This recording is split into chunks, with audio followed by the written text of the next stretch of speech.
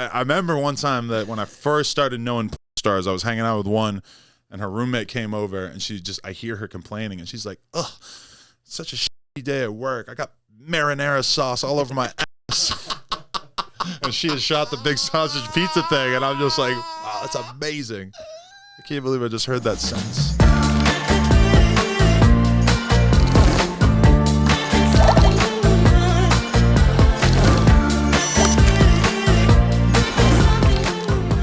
Today's podcast is brought to you by SeatGeek. Get $20 off your first order when you use my code NASH. Guys, what's up? Welcome back to the All Good Things podcast. Incredible guest here today. I get the best guests, as I always say. Adam, 22, my man. Jason, how you doing, man? I appreciate you coming. Hey, I'm happy to be here. This is exhilarating. You've had a crazy year. I met you at the Zoo Culture opening. Yeah, you were so nice when I met you there. Because I was very proud of you in the weight loss video I had just watched before that, because I, too, battle against my own desire to eat food. So. What are your snacks? Dried mango. That's not bad. I'm a dried mango fiend, yeah, but when you're eating like 800 calories of it for a snack, it just becomes like, I could make anything something that I could get fat off of at a certain point. It's crazy how many calories everything is. You know, Twizzlers? Yeah. Terrible. Yeah. Insane amount. I think like 4 Twizzlers is like 500 calories. Right. Yeah. And sometimes I'm surprised. Like I ate a piece of bread the other day and I was just looking at it, I'm like, 100 calories. I could do this. Like, yeah. Okay. For a piece of bread, because you think of that as the real enemy. Right. And what do? You work out? Yeah, I work out and eat pretty militant for the most part. You do? Well, I'm kind of up and down with it. Like the honeymoon, I went on the honeymoon, I was 215. I got home, I was 215. I somehow managed to gain 5 pounds since then. But now I'm like on a mission because I saw a TikTok that was like critiquing my physique and calling me a fat. And it just had like 3 million views. And I was just like, oh my God, this is the fuel I need to do it. To really get to where I'm trying to get. How do you navigate all that? Because if I saw a TikTok saying that I was a fat ass, that would bum me out the whole day. Really? Yeah. Yeah, I don't know. I guess I've just taken enough abuse over the years. That is true. If you take it, we had my assistant. They would like when she started. She was on the podcast. They'd write like mean things about her, and it would bother her. And I'd be like, well, don't read it, and you got to develop a skin, right? How do you block all that out? Like, especially the thing you just went through, like that was all over the internet. Probably the biggest thing on the internet for the summer. That was nothing because that was like me and my girl had a conversation about it, about oh, this would be a good business move, or this is something that if we open our relationship up a little bit, maybe it'll make things a little bit more exciting and stuff. And then it just ended up being so much more viral than we knew that it was going to be, which I guess in retrospect, I feel kind of naive that I didn't see it coming as much. Yeah. Because it's just like, oh, wow, like, nobody has ever really done what I did by no guy has ever willingly said okay, I'm gonna let my girl shoot porn with another dude like a well-known person. That's right. Nobody had ever even thought of that. No. And then it just took the world by storm because nobody could believe it. Did it only become big once Jason Luv talked some shit? Or was it even big before that? It was big before. I talked about it on my podcast and it was already huge. Tons of posts just about me talking about it. And then she posts the video of her sort of looking into the camera and giggling while he walks up TikTok, in the back. Yeah. And that just set it on fire. And then it was everything we did would just make it go crazier and crazier. And I would tweet something that was kind of my honest opinion, but I would phrase it in a funny way. And it was just all over again. And it is kind of weird too, because it was kind of in the middle of it, I was like, I don't know if we'll ever go viral like this again. This is probably the top of the mountain, right? I don't know, Adam. You've been through. Yeah. There seems to be controversy follows you. But when I looked at the Google activity from my life, it was I basically didn't exist before this. Now to my fans and stuff, they're like, oh, I've been watching you since 2015. But comparatively, it's basically just exploding. That's a weird feeling. I have to say, do you ever get performance anxiety? A little bit. I've had moments where it was a little hard to keep it going. For the most part, though, what do you do? Cut that out? Cut that part out? Yeah. Sometimes we have to cut for a little bit until I'm able Because to. I have when I've with my fiance, like I just get nervous before. I'm like, am I gonna be Really? am I gonna be able to do this? Like and usually everything's fine, but Right. I get in my head about it. I'm like, am I gonna be able to? The weird thing about it is that you schedule it in advance. Right. So it's like it'll be in my calendar that I basically got to bust a nut at noon, 2 p.m., and 5 p.m.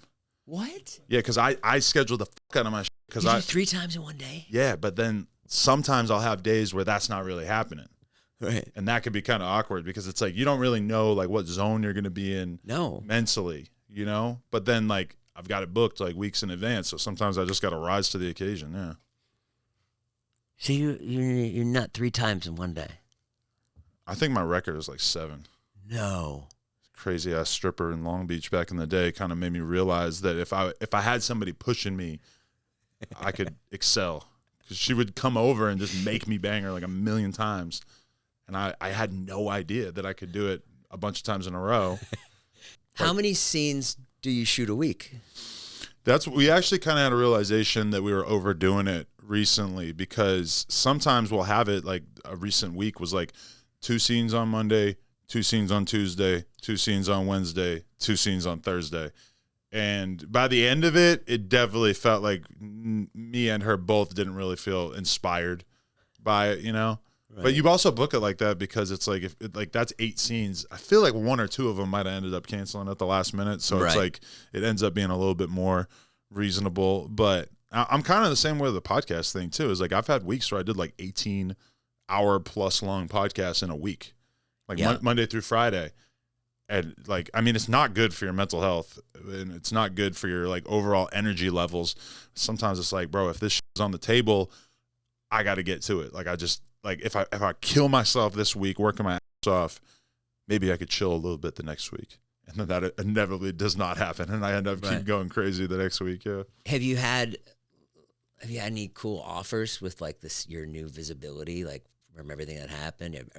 Has like the wind reached out for you to DJ or anything like that? You know, I never got into that like club world because like certain people get famous and that's just what they do is they're getting like club appearances. Yeah. Well, no, I had somebody try to offer to book me for a club appearance in Arizona with Lena, and they were just like, how much? They said like how much? Like they go, money is no object. Like you could ask for whatever you think you deserve, and I hit them with an amount, and they were like, oh, never mind. Like, yeah. But to me, it's like if you really expect me to spend my Friday and Saturday in transit to Arizona and back, it's just got to make sense. Yeah. And when you're doing like a lot of money on like already, it would take a lot for me to want to move around like that. Yeah. Because Saturday and Sunday's for the kid, you know? Right. How is that? How you like being a dad? I love it. It's the best. It's like just so overwhelming, but just ridiculous. Even just now when I was leaving, like my kid I just walk into my bedroom to put my shoes on and I see the housekeeper is just sitting there with my kid reading her a book and she had created a little bed on the ground out of like the pillows and stuff and she just looks at me and goes, look, I created a bed. Well, she didn't say created. She said, look, I made a bed. And it was just like the enthusiasm in her face in that moment was just like, oh my God, like I feel so lucky to have you. Damn. Yeah. Yeah. It keeps you going, right? Yeah. It's the best thing. Like, I felt like when I had kids, like it put everything into perspective. Like everything lined up for me. Mm-hmm. You know, it was like, oh, okay. Every decision that was made was so much easier, right? Like when I talk to people who are like go out and party and they go on trips and it's just no big deal. Oh yeah, I'm gonna go to Miami. No, I'm gonna go to Texas. No, I'm gonna go Vegas or whatever. And it's like, oh my God, I require a lot of planning to make shit happen, and especially my girl. Yeah. Like we just can't move around all willy-nilly, you know? You grew up in New Hampshire? Nashua, New Hampshire. I grew up in Boston. Really? Where at? In the suburbs. Okay. What was that like? Nashua, New Hampshire, about population like 85,000. Pretty like standard sort of suburban upbringing, even though Nashua is technically a small city. My dad worked basically in like social services for most of my childhood. He worked in like getting bids for like a construction company and stuff for a while. He kind of did a little run trying to make it in like local politics and stuff. My mom was a librarian for pretty much my whole life. So just very, sort of modest family. Brothers and sisters? Yeah, one sister. She's 3 years younger than me. The guy she married, I actually hired to be like my main dude at No Jumper. So I'm with him like every day. And they moved out here. Oh. So that's been dope. And then my family, my mom and dad moved after They did? them. Yeah, but they're up in like Santa Clarita and we hang out with them a lot. Oh, damn. And was it, I guess I would say that you're kind of like, you're just definitely an out-of-the-box kind of dude. Is that how you've always been when you were younger, too, in high school and stuff? Yeah, like I always had things I was passionate about that basically like it made it impossible for me to focus on school or anything. I was into comic books, I was into drawing, I was into video games, I was into, BMX, like all these things over the years that I just like, if I'm interested in something, like even to this day, I don't really think about business. I just think about like, what am I excited to talk about on camera, or what am I excited to make on a day-to-day basis? Like the if anything, it's a problem for me that I'm not really like focused on like, okay, well, how do I also make money at the same time? Right. I'm so focused on just what I'm excited about and what I'm into. And I've always pretty much been like that. I couldn't do good in school because I was just too focused on riding bikes and video games or whatever I was into that year. And that was your first thing, right? You had a BMX blog? Well, when I was 12, I started riding BMX, and I turned 22, and I had moved to New York, and I was basically playing online poker for a living at that time. And I was also like reading a lot of hip hop blogs, which were kind of like coming out around that time in like 2015. Yeah. And I just had this epiphany of like, oh, I could do this, but for BMX bikes. So I started this website, and within like a year, I was basically like the most well-known media personality in BMX, just because I had so much shit that I wanted to talk. I just had infinite opinions. And now we kind of live in like the opinion economy, where anytime anybody has an opinion about anything, it's just pretty easy to monetize it. If you have some crazy take that you want to get out there, Jason Nash is a piece of shit. You make a YouTube video, Jason Nash is a piece of shit. Yeah, you're lit. Like that's that like now we're used to that, but that was always just kind of me. I always had some crazy opinions on deck. Right. And you weren't shy about putting them out there. No, I had to learn to be a little shy about it over time. I remember being like 30 years old and kind of having the realization of like, if I want people to like me, I'm gonna have to start being more strategic about talking shit. In particular about those people, which to most people seems really obvious, but it took me a while to just accept like I have to be a little bit more careful about who I'm trashing. The first time I saw you, I was really impressed with you because I felt like you were featuring like underground music, and I just thought to myself, oh my god, like this is so cool. Like this guy's is like bringing people underground music, and there's an audience for that. Yeah. Before I started doing like all these underground rapper interviews, there wasn't really anybody doing that type of thing. Like there might have been some smaller outlets and stuff, but I feel like I remember the first times that I interviewed these underground rappers, people were just commenting like, "Are you serious? You think we're gonna watch an hour and a half long interview with these dudes with 50,000 followers or whatever?" And I remember thinking like, do I have to cut these up into little chunks or whatever? This is way before the clip era. And but that again, like I had a bike shop in downtown LA around about 2013, 2014. And I was just like, you know what? I gotta start interviewing all these rappers from all these underground warehouse shows that I'm going to. And it was exciting to me because I've always been such a rap fan, but like culturally I felt kind of separate from it in the sense of like, I always just thought like, oh, the rapper type people are like dudes from LA and they're in gangs or they like, wear chains and then all of a sudden I'm going to these underground shows with just young, scrappy ass kids just making these crazy songs and like mosh pits at all the shows, and people are doing drugs out in the open at the shows and stuff. And I just got really excited about going to those shows, and I had already started doing BMX interviews, and I just kind of like, as I got the opportunities, I was just asking all these underground rappers to do interviews, and then that just kind of exploded. Yeah. Was that a cool feeling when you saw that there was an audience for it? And it was, because I spent so many years trapped in this BMX world that is like very hard to escape from. Sure, it's a super niche. Yeah, and it's like you could be the most popular guy in that world, but how are you ever going to get anybody else to pay attention to you? Yeah. But I remember I engineered some viral success at certain points. Like I remember I had a friend named Tate Ross Kelly, who's like this amazing BMX rider, and he had this one video that he was going to let me put out on the channel, and he was doing tons of these super creative tricks. And there had been another guy that went viral for a sort of similar video of him doing a bunch of creative stuff. So I remember I did like a Google search. I found every single blog post from that had written about this one dude, and I messaged every single person from all these different blogs and websites and stuff, and I messaged them and said, hey, I saw that you posted this video. I have another client that I manage. I was pretending to manage the guy that whatever, like I was just lying, and I was like, right. I have another piece of content that I think you might be interested in. It would make a really good blog post. So I did that, and all of a sudden that got like 20 million views. And you did what? You took their videos and put them on your channel?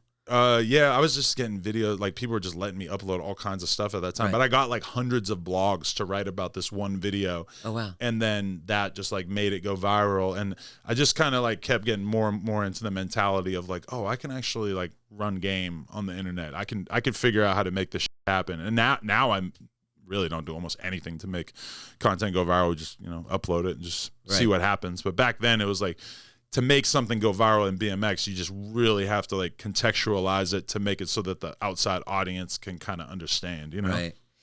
And then when you would do, I think that's like the best story, man. Cause it's like, those are the best stories when somebody just does something for the love, you know, like you just love going to hip hop shows. Yeah. Right. I was just having a good old time and just really hanging out with these dudes. And then it just kind of blew up. Do you ever feel like, you're in danger? Like I know you had a gun pulled on you once. Yeah. Down your studio, right? I mean, I definitely move around a certain way, and like, you know, I'm not really taking chances in terms of. You're not live streaming. We live stream, but we have, you know, armed security at the office, and you know, when I go to events and stuff, a lot of times I got armed security with me and stuff, just because it's not really like I think anybody's gonna do anything, but it's like I don't spend money on anything else, so I might as well invest in my safety, I guess. You know? So, yeah, I don't really worry about it too much just because now, like, at that time, bro, like, years and years that we spent at that store not thinking about security, not thinking about having weapons on us or anything like that, and nothing ever happened for years and years and years, and then finally one crazy fan runs up on me with a gun, and it just kind of completely changed the way that I thought about everything. So you were live when that happened? Yeah, we were live doing this thing that we were doing at the time where we like listened to the fans' music for donations, and we would spend sometimes like 8 hours on live stream just in the back of the bike shop smoking weed. And I remember we ordered food. We ordered like Bossa Nova, and the guy was bringing it in. Like my guy went out to get it, and when he was bringing it in, this fucking with the gun slipped in right around him, and it was crazy because the guy who was bringing the food in, he had a gun on him, and so this dude starts waving the gun in front of my head, and I'm just like, what the f is going on? But then my homie, he's got his gun already pointed at the dude's head, and for some reason he didn't pull the trigger because I think he, in that moment, he looked at the gun and he realized that it was a up gun, which is not really a good reason to not do something, but it was like a prop gun, or it was like a fake gun with like, it had duct tape around the handle and shit like that. Now, obviously, your security, if somebody points a gun at you, is supposed to, you know, they're supposed to do what they got to do. But he was actually smart in that moment. Yeah, he spared to be able to spot that. Probably spared himself some therapy bills right there. Yeah. Spared himself, you know, legal issues, or someone could have got shot. You could have got. Oh yeah. You could have got a bullet. Yeah, no, I mean, it would have been crazy because basically it was like a domino type thing of like different people or whatever. But and then what happened? Someone tackled him, or someone got the gun from him? Yeah, I mean, I think we all just sort of like wrestled him to the ground, and then I didn't even hit him. My friends just honestly kicked him in the head until he was unconscious. Did you go to court with that guy? I did one time, but then they like canceled it at the last minute. I had to get up so early to go to court because Logan Paul told me, he's like, let me tell you something. I had a stalker one time. I chose not to press charges on him. He came back like 5 more times or 10 more times or whatever. He's like, go to court, do it the right way. I'm like, okay, Logan, I'm going to take your advice on this. Yeah. And you did it. And I did, but I don't know if anything ever happened. You don't know what happened to him? No idea. Damn. And I know there's a stigma about calling the cops in hip hop, but figure you got to do what you got to do. We have a lot of people say that my fiance looks like, it's Lena, right? Lena. Yeah, a lot of people say my fiance looks like Lena. Sometimes I say Lena. I don't know why. No, everybody. Yeah. Let's see if they look alike. If you think they look alike. Oh, here we go. And I was... Oh, I could see it for sure, yeah. How old is she? She's 31. Very pretty. Congrats. Yeah, you too, man. And it was so great, like, getting to meet her. And she was so sweet, so nice. Well, I wouldn't even probably know who you were if it wasn't for her, because she was the diehard Vlog Squad fan. Okay, yeah. Like, and that was maybe like the first YouTube channel where I saw her just like super excited to watch it every week. And so that definitely got me clued into you early on, I guess. Quick break in the action, guys, to let you know that today's podcast is brought to you by the one and only SeatGeek, the most amazing ticketing app out there. The app that you need to use if you want to buy concert tickets, if you want to sell concert tickets. But mostly for me, I buy them on there. You can get great deals on there. Go see any artist that's coming to your city. I saw Taylor Swift in Las Vegas a few months ago, thanks to SeatGeek. Go right now. Go download the SeatGeek app. Go to the link in the description right now. Download the SeatGeek app and just have it on your phone. Have it there waiting so you can have great times. The summer is coming to an end, and if you go right now, download the SeatGeek app, you're going to get $20 off your first order when you use my code NASH. Incredible deal. $20 off the top when you use my code NASH. I highly recommend it. I highly implore you to go out and support SeatGeek, because they support us and they're offering a great product. The tickets, they come right to your phone. You swipe them, you go right in. Go check out SeatGeek. Go to the link in the description. Download the app. And my thanks to SeatGeek for sponsoring this podcast. So then when you made the decision to do porn, was that a tough one? It really, like, it just kind of happened gradually, because when I first started hanging out with Lena, how'd you meet her? She messaged me on Instagram. She was working for this social media company that had a couple of models that they were trying to get onto different podcasts. She's not so much like a big hip hop fan. She was like an EDM fan, and she was a Dylan Francis fan, and she had listened to me interview him. So I was at the front of her mind to message me to do in an interview with these models that she was representing for the company. And I pretty much right away, like, just looking through her Instagram, she had like 50,000 followers or something. And I just messaged her, and I messaged her back, and I was just like, hey, so you should take me on a date sometime, or you should buy me a drink sometime, which she always reminds me that this was my line at the time, which I probably have said that to a lot of girls over the years, of just doing that sort of, I'm messing with your head. You think that I'm going to take you on a date. Sure. No, you're going to take me on a date. Kind of works. It worked with her. Worked with her. And we just hung out, and rest in peace to Gangsta Boo, but I hung out with her that first night. She's like this legendary female rapper from Memphis that was in 3 6 Mafia. That it was like she was interviewing me that night. Yeah. And so I brought Lena with me, and we just had a great time, and didn't turn serious for a few months after that, but then we actually really started to click. Right. And like one of the first times we ever had sex, we FaceTimed this girl that we knew while hooking up. Right. Like, and just because, I don't know, I guess we're kind of like exhibitionists. And for a while it was like we would go to the club, meet a girl, or like plan out meeting up with a girl, and then, you know, just have some crazy threesome and just record it on our phone. And then sometimes she would end up putting it on her OnlyFans, but it wasn't really like that serious of a plan. Yeah. And then as time went by, it just kind of became more like, oh, hey, can I like book you Wednesday? Like, are you down to me and my friend on Wednesday night? Yeah. And I'd be like, okay, yeah, book me.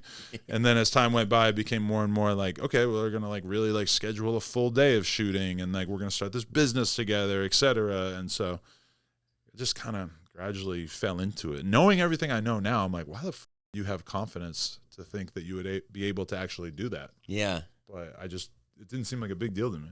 Yeah. I always want, I don't think I could do it. From my experience, most guys can't. And I don't want to like talk about myself like I'm anything special, but I've seen a lot of professionals strike out on camera. And it just makes me realize, like, oh, this is not an easy thing for the vast majority of dudes. Yeah. To have everybody watching you. Yeah. How long is too long to go? Like, how long is a scene? Like, sometimes if I go on Pornhub and I see a sex scene that's like 59 minutes, I'm like, oh, I agree. You got to hit 10 minutes. Who was watching 59 minutes? For OnlyFans, like, analytics-wise, she told me that, like, 10 minutes is important, because if they see 9 minutes, 50 seconds, it just doesn't seem like a full thing to them. Like, oh, really? Psychologically, 10 minutes is better. We try to, like, on Plug Talk, we'll aim for, like, at least 15, 20 minutes of hooking up. It's kind of really about, like, how many positions you're going to fit in there and stuff. Because one thing you realize if you watch an hour-long porn, they just stretch shit out. It's like, oh, you're not sucking for 2 minutes. You're sucking for 9 minutes. Like they're like, you know, it's just making everything last longer. Whereas when you're having sex in the normal human realm, you know, like how long are you really going to get head for? It's like you're going to move past it at a certain point and start doing something different, right? It's I feel bad when someone's giving me head. Yeah. Yeah. Like I enjoy it, but it's like, I'm like, it's all right. You can stop. Yeah. No, I feel that. There's definitely a little bit of that. It's like, you just want to get to it. Yeah. Yeah. It's nice for a while. And then you're like, in the normal world, yeah, it's definitely like a girl's going to look at you like a psycho if you're just like getting crazy ass head for 20 minutes straight. But in the porn world, we call that running out the clock, just stretching that content out, you know? A lot of basketball metaphors today. Yeah. And then so if you would have take us through like a set. Who's on there? Is it just you filming it? No, we have a filmer. Like she has a house, and then I also have like a warehouse that we can film porn in. I don't get like the real experience of the average like male performer, because sometimes I talk to those dudes and I realize that when they get booked and they get paid their day rate, they might be in a mansion or in a rental property from like noon to 8. Yeah. Which I never have to do that. Like for me, it's like I schedule all my own shit. So pretty much, you know, like an average Plug Talk day is like, say the scene is scheduled for 12. We have a photographer. We do our whole little photo shoot so that we got photo assets. We do a couple of different TikToks together to promote it. Then we do the interview. The girls go in the bathroom and tidy up a little bit. Then we film the scene. I finish. Boom. I go back in my office. I'm watching YouTube videos. I'm getting ready for the next interview, whatever. And I don't really have to like be under anybody else's clock, which I feel like is good, because I feel like I would go crazy. Like the dudes who can really just get hard on command, finish on command, do it multiple times in a day, etc. Like those dudes are legends, because that's not easy when you have a director telling you what to do every 5 seconds. Yeah. Our stuff is like a lot closer to just a real hookup, you know? Yeah. And you talked to Tate for a while. Aiden Ross got me on the line with him, yeah. Yeah, tell us about that. Yeah, I don't know. Aiden just like got us talking to him. He wasn't really as entertaining as people probably expected him to be in that moment, because he was just kind of like, hey, I don't want to, you know, pass judgment on what two consenting adults choose to do together. Yeah, so you were sitting there talking to Aiden, and then he just brought Tate in. Yeah, or actually, no, it was in between Plug Talk scenes. So I was kind of annoyed that I had to do it, because I'm sitting there at my desk, like kind of sweaty from having just shot the scene. And then my girl comes into the room like, hey, Aiden Ross is trying to get you on with Andrew Tate right now. And I'm just like, ugh, I don't want to do it. What the fuck? And then I'm just like, all right, I got to do it. I'm going to drag myself over here and do this. He was nice. It got framed as if he was talking shit about me and all the headlines and stuff, which that was definitely a big realization through this whole cuck arc that, like, no matter what you say or do, people are going to paint it in whatever light they want it to be. You know, like me and Lena, we did a podcast together where we actually had Jason Luv like zoom in to talk about it and stuff. And when we got done, we're like, oh, I think that was really good. I think people are going to totally like get where we're coming from more. And then the headlines come out and it's just like, all of it was just centered around like, oh, look how stupid these people are. Look at how humiliating this was. You know, like if they have an angle they want to run with, they're just going to run with it, you know? Right. Yeah. You know, people feel, and they can, because you're putting it out there, that they can say whatever they want, and people just go in. And at the same time, it drives your views up. Right. You know, like you get insane views from it. But I think ultimately, like, I think it's really hard to maintain the relationship. Yeah. With that. It's like, you guys have to be really special people. At a certain point, I think I started to view it as like, okay, I'm creating content, I'm creating raw material by which people out there can have conversations based around it. Like by being a public figure, that's just what you're doing. And especially because like you don't even get to monetize a huge part of it. Because like if I do a good interview, it's all over TikTok, it's all over Reels, it's all over Shorts. Like I'm not seeing any kind of benefit from it. But like you just have to hope that, you know, some percentage of it is going to get monetized, and that, you know, but you kind of have to accept that at a certain point, that like people are going to say and do whatever they want with my life, with my existence, and that's okay. Like, how do you keep your relationship with Lena going? Like, keep it tight, keep everything. Like, what do you do? Like for me, like I'm in a new relationship, and like when I was younger, I I didn't really like take care of the relationship. You know what I mean? Like I wasn't, but now I'm older and I'm like, I understand, like you have to like fucking actively do things every day. Like, I'll give you an example. Like I went to the gym early yesterday morning at like 6 a.m. I went hiking and then I was going to go to the gym, but instead I called her and I said, you want to go for a walk? She loves to walk. And that was just like incredible. Right. You know, but that's something I wouldn't have thought to do. I would have just been selfish. I would have been like, no, I'm going to go to the gym. No, I'm going to go call my buddy Todd. I'm going to hang out. You know what I mean? Right. So just like that. The personal touch is huge for women in particular. I spent $7 on flowers yesterday at Trader Joe's. Right. Just as an afterthought, just kind of like I was already checking out and I was like, I saw the flowers. I was like, you know what? Let me grab them.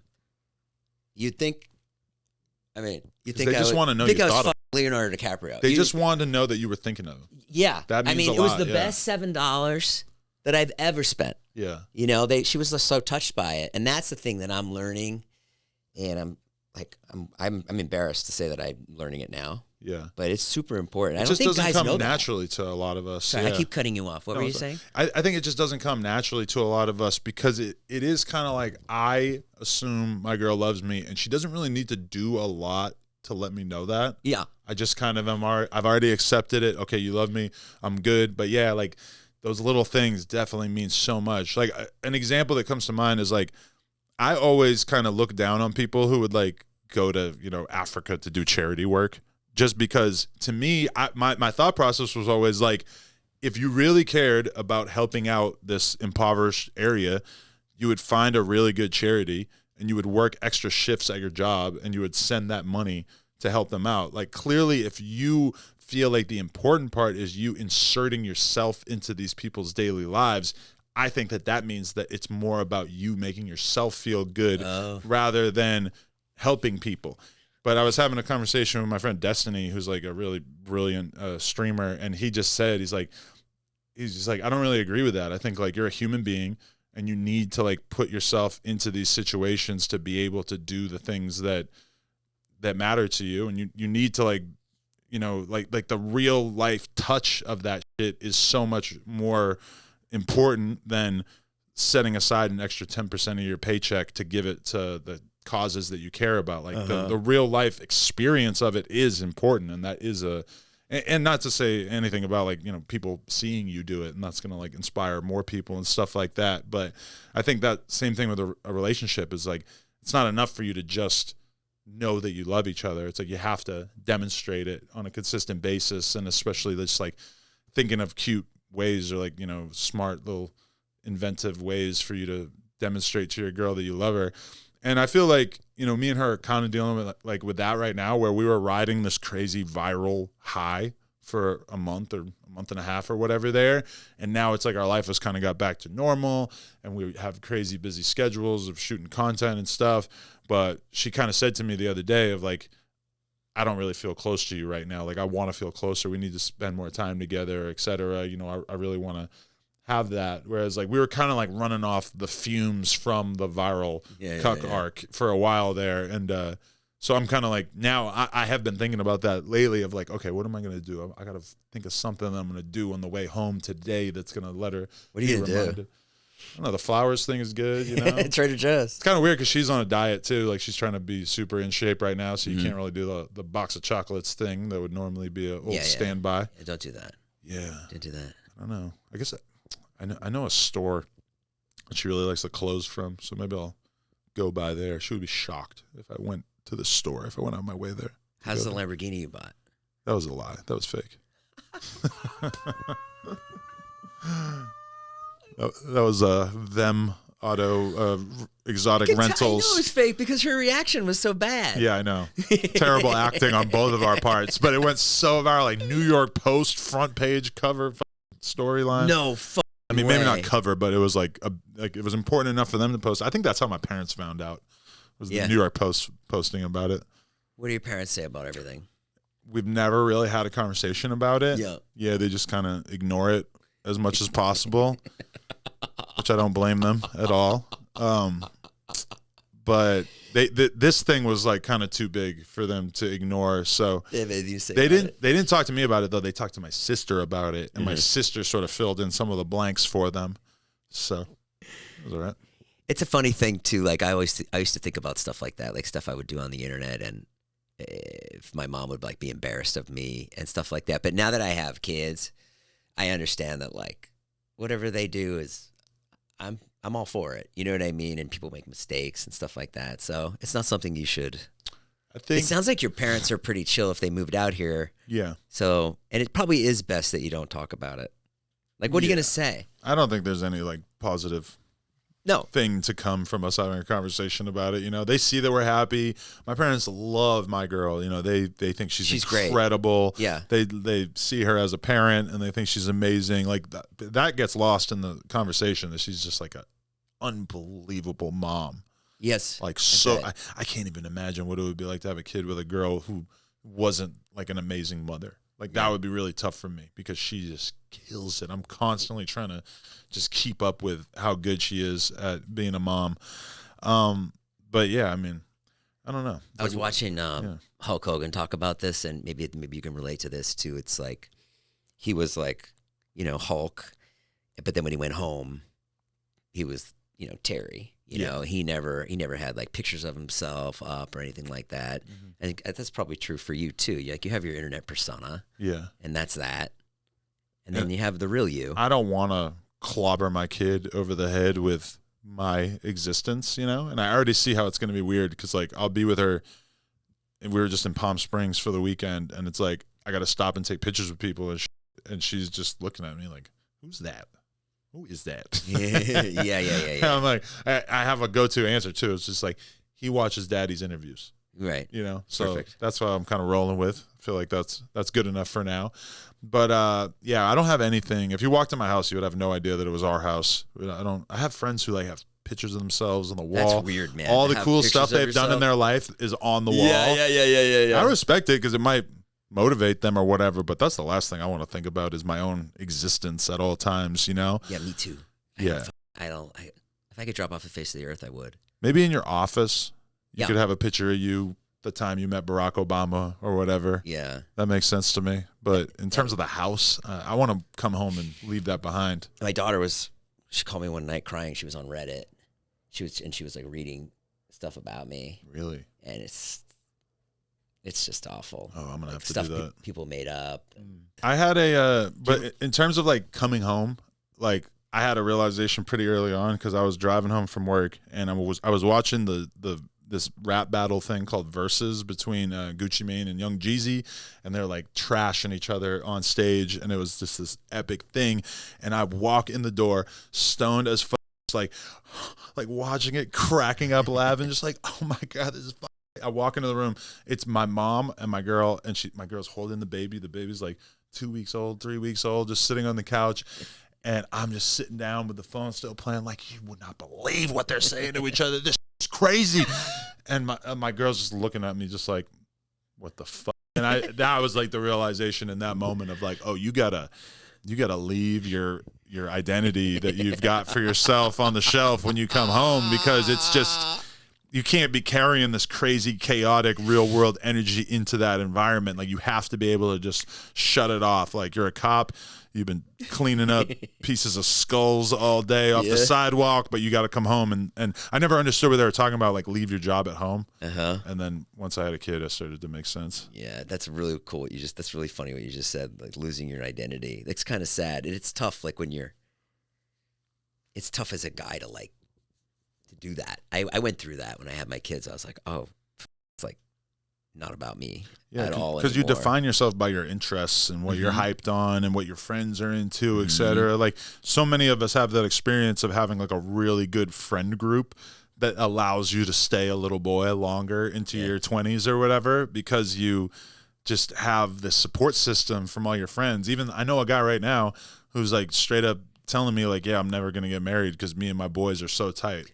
And I'm just like, I probably would have told you that at a certain point in my life too, but it seems kind of silly to me now. Like, your boys are going to get married at some point. Your boys are going to have kids. Like, and if not, you're going to just be 50-year-old weird dudes just hanging out together all the time. Like, and I understand people don't want to have kids and stuff, but having done it, I now kind of have a hard time imagining going through my whole life without doing it a couple of times, you know? how long do you think you'll keep going doing this? Do you think you'll be able to perform as you're a great performer? Actually, you can go 3 times a day. Do you think you'll be able to do that in 10 years?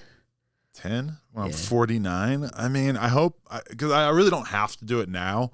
I'm just having a good time with it, and my girl's in the prime of her career, so I want to, do it with her and everything. I guess my goal with Plug Talk is to really build a business that exists outside of me, where like I'm not really the draw and my girl's not the draw, and it's more about us like creating like a platform where we're able to create this cool content. But it's like, I know dudes like Jules Jordan, who's like, I mean, he's still the dude banging a chick. Who's Jules Jordan? He's like one of the biggest producers, and he owns this big company and stuff. And it's like, sometimes I'm surprised when I see his new scene coming out, and I'm like, oh, this chick is getting by Jules Jordan and some other big ass dude, and like he's the owner of the company. He's rich. You don't have to do it, but he's horny. Why not? Let's do it.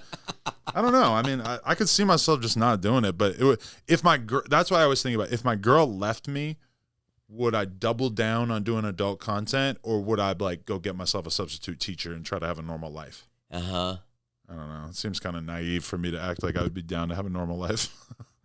I know. You don't seem like an egomaniac. Yeah. You seem like just a dude that's like having fun, and like you like doing shit. I could see you dropping off. Yeah. That sounds great. Especially if you haven't made enough money. I've thought about it a lot. About like, oh my God, what if I were to just vanish my ass out of this whole life? Obviously, you can't really think about it with the kid thing, but just. Well, no, I mean, you can't leave the kid, but you could drop off the internet. Yeah. Is that what you mean? Or do you mean leave the kid? No, yeah, but I mean, I've thought about both. Like, you ever have like your girl get so mad at you that you start thinking about like, okay, well, what if she's really mad? What if she's going to be mad forever about this? Yes, I always think that. Yeah. I always think that this is it. Yeah. And it's never it. Yeah, it's never it. You can always work through it. Well, I mean, until you can't. But most of the time. Yeah, and I just like always kind of think of that, like, oh my God, like what if I have to figure out a backup plan for this? Like, what if I have to figure out what hotel I'm going to stay at? Like, that's such a weird. But you have enough money where you could stop right now. Yeah, maybe. But do you do investments and stuff? You like properties you bought and stuff? A little bit, but I should probably do more. I don't know. Right. Yeah. I don't feel like I could do that. I remember I was kind of depressed, and I was having a conversation with Ryan Long, who's a comedian. I know Ryan Long. Yeah, he was here. He's awesome. Yeah. He's great. And how'd you get talking with him? I don't know. Both edgelords. We're just both being out here like doing shocking internet commentary. I guess. Yeah. He's hilarious. So I love that guy. He's great. But I was doing a podcast with him, and I was kind of talking about like, I'm kind of depressed. I'm like, I really want to just like spend more time with my kid, and just, I'm kind of over all this like making content shit. And he just laughed in my face, and he's like, "What are you gonna do? You're gonna just stay home and watch your kid?" He's like, "Guy like you're not gonna do that." He's like, "You want to do stuff. You're a mover and a shaker. You're not gonna sit around and watch your kid all day." I'm like, damn it, he's right.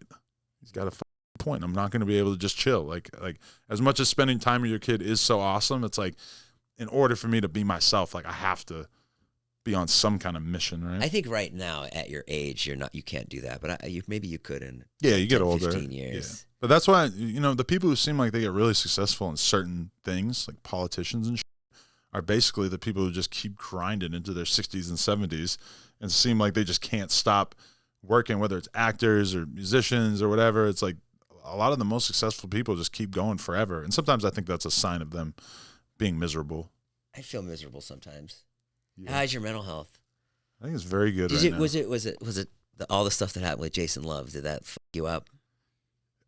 It briefly put me into like kind of a state of flux where I wasn't really sure how I felt about it, or if I wanted to do it again, or if I was okay with her working with more guys or anything like that. But then like as I emerged from the Cuck saga, I don't know, it gave me like a new sense of confidence. Like I really got to thank that giant black because it really just made me like kind of gain a different level of like, oh, I'm indestructible. Like nothing is going to take me down. Kill you. Yeah, that couldn't take me out. Nothing will. And dude, those are my favorite people. I always say this. My favorite people are the ones that have endured. Yeah. Show me some 22-year-old kid that hasn't done anything, but like the example I always use is like the comedian John Mulaney.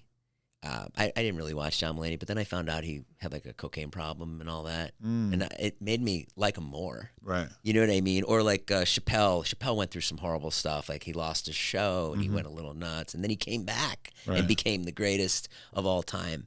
And those are the people that, those people that you admire. Like it just makes you stronger. Like you are indestructible now going through that. That's how I kind of feel. Well, I always grew up hating rich kids. Yeah. Which I now can't really get behind 100% because you don't choose how much money your parents have when you're born. And I know some really cool people that are like great, resilient, super smart people that their parents are filthy rich and they probably don't have to do anything if they don't want to. Yeah. But at the same time, being in LA, you meet a lot of people who you kind of have that realization of like, oh, you're a rich kid. Like you didn't have to work for anything. Like it was always an option for you to just f off. Yeah. And that's like very hard for me to relate to as somebody who my parents told me my whole life, like when you graduate high school, you can go to college and we'll help you out with tuition and stuff, or you get a full-time job and you start paying us rent, And like I always kind of had that hanging over my head of like that I have to figure out how I'm going to make my way in this world, Yeah, and that was good for you. Yeah, I think that was really good for me because I was the type of person that probably would have, just lived in my parents' basement for as long as possible if I had been able to, Yeah. But they made it pretty clear. Like, they just value hard work so much that they just weren't going to let me be a piece of shit. Have you spoken with Jason Luv? A little bit, yeah. Like, that's good. Well, not since that one interview we did where he called in, and then he did some interviews after that where I felt like he was being a little disrespectful. I didn't like the way he was talking about it, so that kind of made me have a realization, which is that anybody that she's ever going to shoot with again, or anybody that me and her are going to shoot with together, it needs to be. She said this the other day. She's like, anyone else that I ever work with, we're going to do a group chat and we're going to go over all of our stipulations and things that are important to us and stuff like that. Because like I have a lot of friends of like dudes that I'm cool with in the adult industry, and it's like Jason wasn't really like my friend per se. He was just like a guy I knew. Yeah. But like, I'm not shy about like her shooting more content with more dudes, and me and her are going to do scenes with other guys together and stuff. And, but yeah, I mean, we definitely like kind of realized a lot of things that could go wrong from that whole thing. Yeah. Who are some of your favorite rappers that you've talked to? Favorite rappers I've talked to? Well, the first one that stands out is XXXTencion, just because I did that in my first year doing podcasts, and it ended up going on to become like basically the biggest rapper interview ever. His story's crazy. He died when he was 20. Right? Yeah, 21, something like that. Yeah, I think I read 20 today, but yeah, he got killed 21. in the parking lot of a motorcycle spot. And I mean, that is kind of the crazy part, is that so many of the dudes that I was close with early on, from Juice Wrld to Lil Peep to Draco the Ruler, and just so many of them either overdosed or got killed. How does that make you feel when you interview somebody like that? They have so much potential, and then you hear that they passed. What goes through your mind? I mean, it keeps that's what you kind of got to be careful of. Is I feel like my heart is turning cold to a certain extent, where it's kind of hard to feel it sometimes because it's just happened so many times. But all those ones I just named were brutal because they were like real friends of mine. Yeah. But I mean, there's a dude named Lil Sodi who's like a LA rapper that I interviewed once, and we had a cool relationship. Would always kind of talk in the DMs, and he just died in a car accident the other day. Jesus. And I'm almost like embarrassed of how little mental energy I expanded on thinking about it, because it just feels so common at this point. And part of that is just getting older.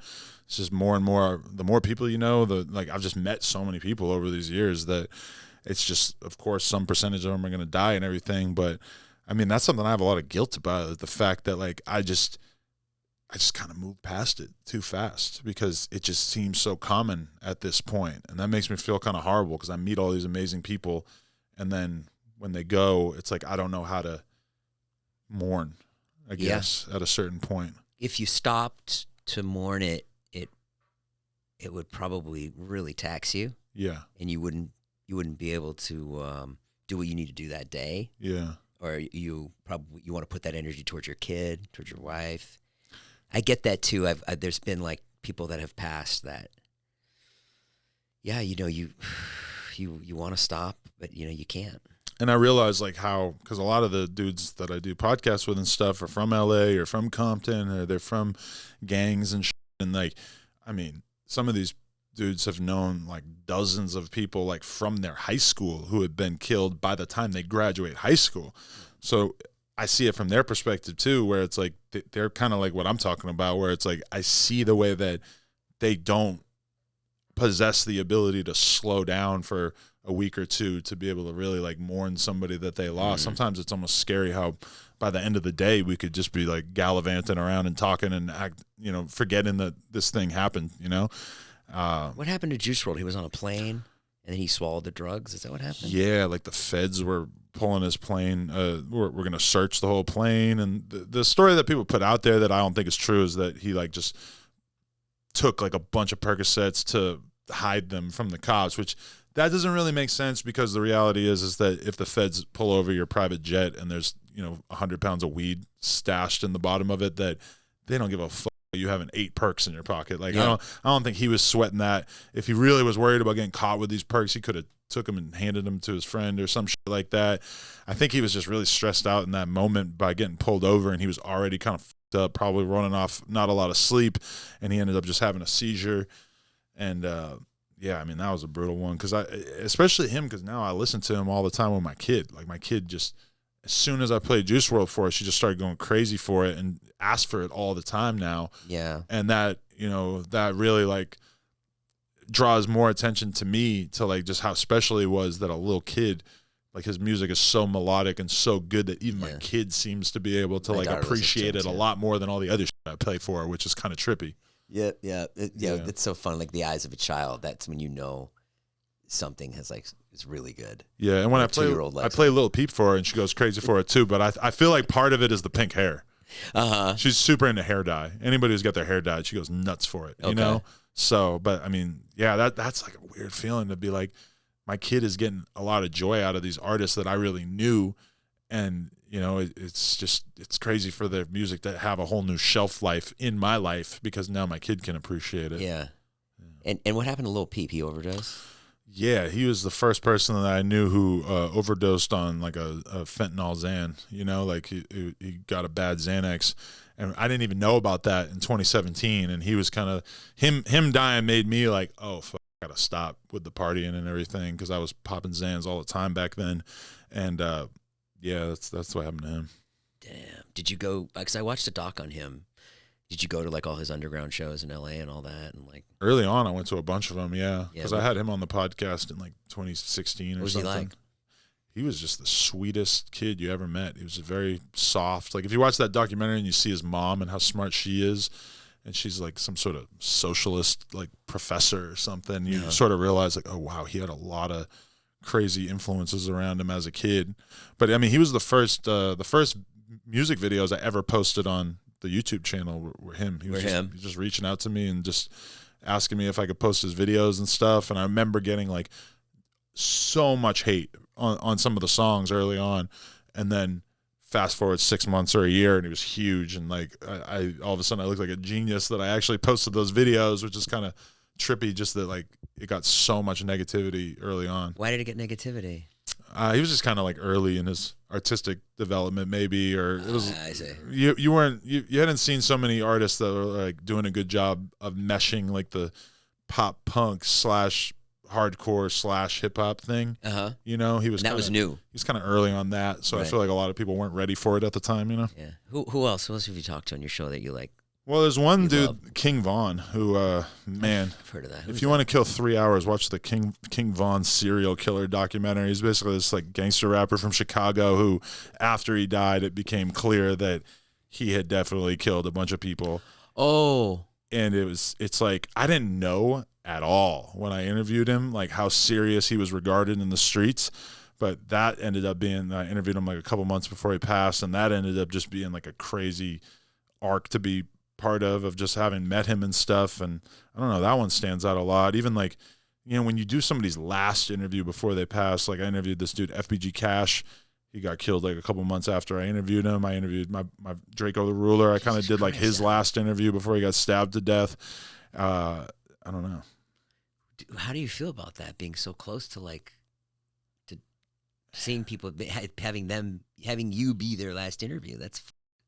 I mean, it feels like a lot of responsibility, especially because then the fans will take every last bit of your conversation and analyze it and come up with their own theories. Because like the Draco the Ruler interview, he was dissing somebody that he had beef with, and I didn't understand what he was saying because it was like he was kind of coding it so that it was hard for me to understand, which is like kind of a tricky thing that rappers do sometimes, is that they'll diss people they don't get along with in such a way that I don't know what they're talking about. But I mean, people say all the time that I killed him or I got him killed because I put that interview out, even though I didn't know what the fuck they're talking about. Oh my God, if I had to sit and talk to some of these guys, I wouldn't even know what the fuck they're saying. Yeah.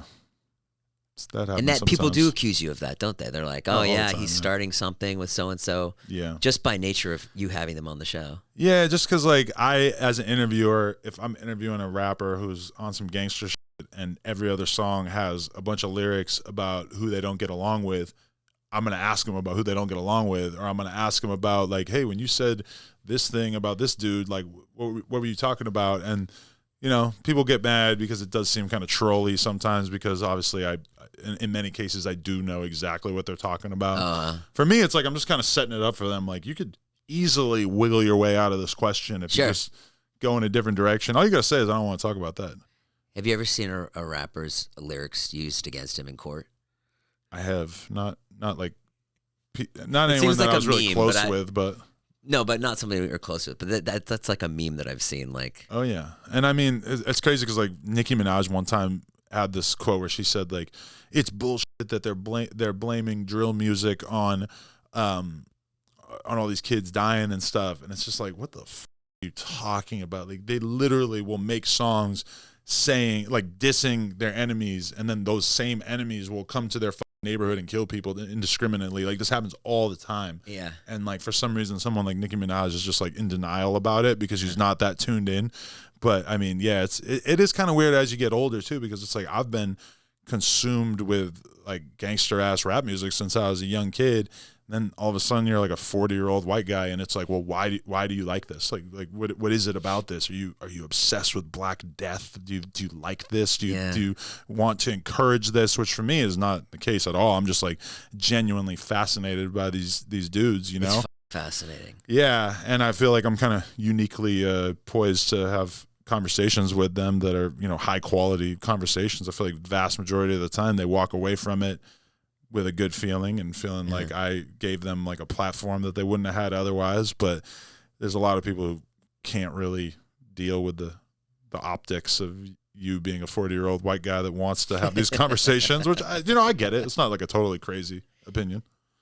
Yeah, but I feel like you've paid your dues enough in that space. But as a white guy, it's never going to be enough. Is that true? Yeah, you're always going to be a colonizer. They're always going to look for some because like there could be 5 black dudes that do the same exact interview that I do. Yep. But just me looking like I look, it's like I'm going to be the one who gets all the hate for it, you know. Yeah. Like, oh, that's like a little burden you got to carry, huh? Well, I don't give a but yeah. Who would you love to interview? Who haven't you talked to yet? I mean, the Drake one would obviously be amazing. Yeah. What'd you think about Bobby Altoff and Drake? They removed it. I'm still trying to figure out why she deleted it. Why did she delete it? I don't know. No one knows. Not right he now. must have called her and said he doesn't want it up. That's what pisses me off. Right? But why would he do that? And a lot of people are suggesting like, well, maybe he tried to she wasn't down. I mean, why would that then make them both unfollow each other and then she removed the interview from YouTube? It's like the biggest thing that ever happened to her. Yeah. I just don't understand why she would take it down. It's like very hard for me to wrap my head around, and I can't land on any kind of like legality. Reasonable. It was like, take this down or I'm going to sue the out of you. But why? Why would he want it taken down?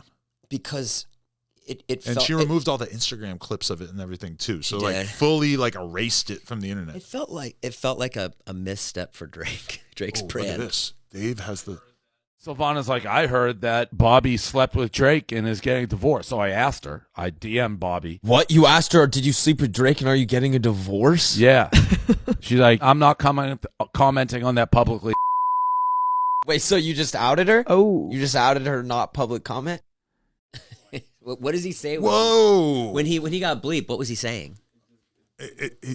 He made him seem like he was like reading. He was reciting what she said in the DM, and that they slept together. Well, I guess that does make a little sense. Like maybe they slept together and her husband's upset about it. I mean, I guess he would be upset about it. I was just on the podcast yesterday talking about you know full well about this. But I was just talking about how I don't think that really makes, like, why does Drake care? Like, Drake could fuck every supermodel on earth, right? Yeah. She's a pretty, like, normal looking human. I don't know. But I mean, sounds like Dave's got the drop. Maybe, damn, that must have just came out, right? How do rappers have sex with people and you don't hear about it? Because they know that if they tell anyone that they're going to get killed by that rapper's homies. No, probably not. But although it's definitely, I know women who probably want to expose rappers and won't because they're afraid that they will lose their life. But yeah, probably not the Drake situation. But I mean, maybe that was her way of saying to her husband, like, look at how much I don't care about Drake. I'll even take the interview down. Yeah. But then still, why would he unfollow her? It's just kind of weird to me. No, I just think it was like Drake has a brand and an image, and he just didn't want it up. And then they threatened legality, and she took it down. Yeah, but I think that's what I think. I think she has the same manager as him, or not manager, like agent or some shit. Like they're connected in some weird way. I think they're the same agency, but it's William Morris. It doesn't really mean anything. Yeah, it's you're like right, you're right. Drake's end of William Morris is not Bobby Altoff's end of William Morris. Wow, that's crazy. Because we never really get to hear messy shit about who Drake's banged. So yeah, that's what I always wonder about. He's very good at like keeping the messy groupie shit from not happening to him, which is pretty impressive when you think about it. He's been single like the whole time that we've known about him. So if that really is how this went down, and we're gonna get to like really find some shit out about how Drake moves. Yeah, it's kind of crazy. I don't think so. We can wrap up, but what's your advice to anybody watching that's a fan of yours? Some young kid out there that's watching you. What would you tell? You were dying right now. Grow up. Start watching Hassan or something. I don't know. My advice? I don't know. I mean, I guess just like, well, I don't know. I'm gonna give some like generic ass. I mean, advice. I think I could tell you what I see when I look at you. Just if I was a fan of you, when I am, if I was a kid though, I would just look at the example that you've set. Like, I just think like anybody who comes from a BMX blog and has gotten to where you've gotten, it's really impressive, Adam. Yeah, I mean, it's just insane. Yeah, there's not a lot of people who make it out of the BMX content grind. So right. Whenever I am around BMX people, I do get that feeling of like, wow, they cannot believe that I actually managed to make it out of that shit. But I have this memory of being like 16, and a friend of mine and I were talking about what the meaning of life was, and I gave this answer that now to me seems kind of like juvenile and pedestrian, but I remember saying like, life is about finding something that you like to do and just doing it over and over and over and just getting as good at that thing as possible. And when I think about it now, I'm like, why would the meaning of life be to just get good at some random pursuit or some interest or whatever? Now life seems more complicated, where it's like, oh, you want to create meaning in your life, and you're going to do that through relationships and through responsibility, and taking on that responsibility is going to make your life better and stuff. And now I understand why having children is important. But at the end of the day, like, I can't prescribe that to everybody. It's like a lot of times I'll have dudes tell me like, yeah, like seeing you and your girl really like inspired me to get into my relationship with my girl and like to really settle down.